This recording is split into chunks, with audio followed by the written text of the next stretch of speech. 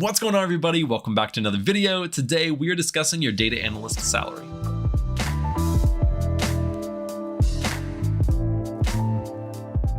Now in this video, we're going to pretend that you just got a job offer. They just sent you the email, you pulled it up, and you're examining the different pieces of the actual offer. And it's not just your base salary, which is something we're going to talk about. There's a lot of different factors or other things that may be involved in your offer depending on the company that you're working for.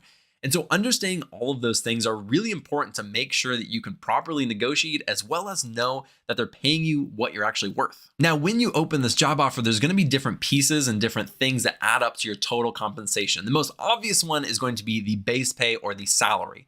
And so that is the first one that we're going to be looking at. And this one is the most straightforward.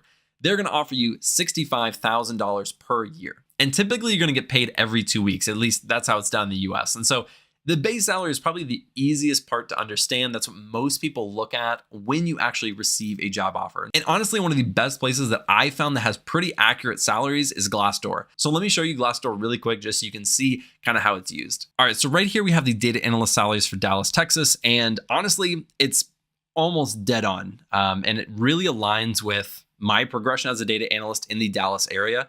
So I started out as 47,000, and then right around my second year, third year, I was making right in 63,000 my second job, and then 76 my next job. And so this is really, really accurate. And then the additional cash compensation, which is like a bonus, I was making an 8% bonus. So I think I was making like 6,000 right at the 3-year mark. And so again, super accurate.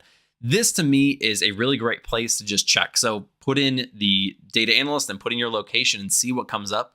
And honestly, I found this to be really, really accurate. So again, that is base pay. That is the salary and probably the most important part of your job offer because that's where most of the money is coming from. But there are other things that we need to look into. So let's move along to the bonus. Now, there are about 3 main different ways that you can earn a bonus. The first one is just a flat bonus. Let's say it's 10%.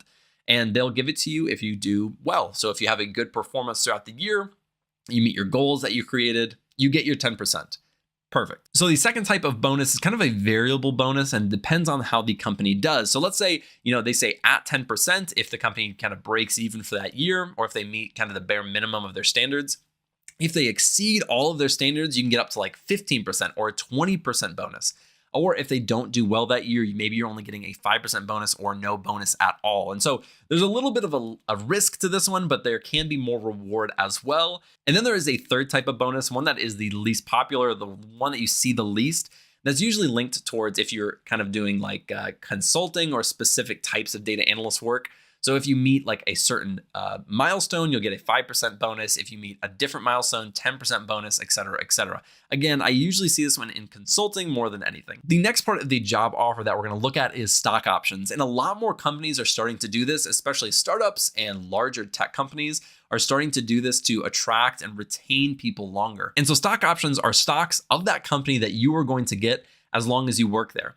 But this one is a little bit trickier. So usually there is a vesting period. And a vesting period means you have to work there a certain amount of years to actually own 100% of those stocks. So if you only work there for 6 months, you'll get 0% of those stocks. And let's say it's, $20,000 or $40,000 worth of stocks, you will now own 0 of those stocks. But if you work there for 2 years, you'll get 50%. If you work there for 5 years, you get the full 100% of those stocks.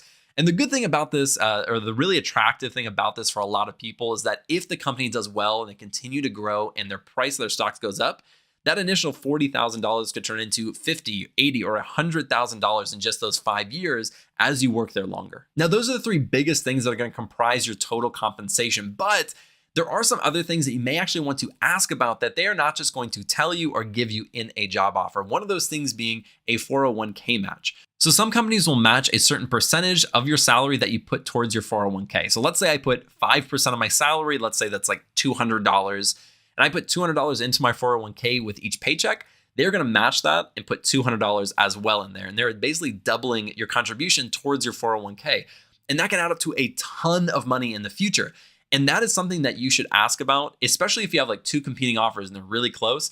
This could push it over the edge, and honestly is one that almost everybody does, especially as they get older. Almost everybody's contributing to that. And if they don't have that option, you can be losing out on a ton of money over the long term. The next thing that you may want to ask about is if they have an ESPP, which is an employee stock purchasing program. This is where you can buy your company's stocks at a discount. Now, not every company is going to have this. Obviously, they have to have stocks, but if they do, you can ask if they have that program. So for my company, you can buy it at a 15% discount. And again, that's just one of those things that if you've never seen it or you don't know what that is, you would never even think about it. I didn't really know what that was until I got into my job. And then I learned about it. I was like, this is fantastic. I wish I had known about that before I actually, signed my job offer. The very last thing that I would be asking about is if they have a tuition reimbursement program. And some companies, it's not called a tuition reimbursement program. It's just a tuition program or something like that. But they will pay for you to go back to school or to finish a degree or something like that.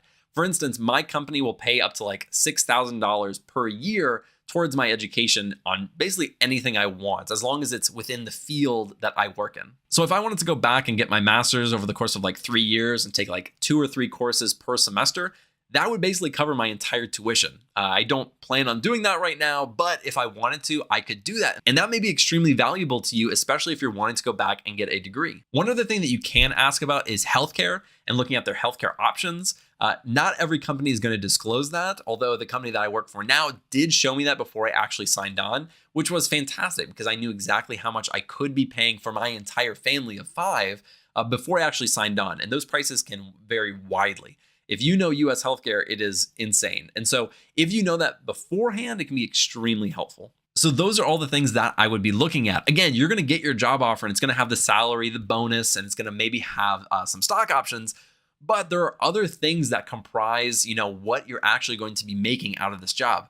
My company has a total compensation package within our kind of portal that we have for employees, and it breaks down all of these things. And so it can show me exactly how much I am receiving from the company. And those are things that you should be asking about and looking at when you're actually trying to accept a job. So I hope that when you get that job offer, you understand it a little bit better and can make a better decision on whether to accept or negotiate that deal based on all the things that we have talked about today. Thank you guys so much for watching. I really appreciate it. If you like this video, be sure to like and subscribe below. And I'll see you in the next video.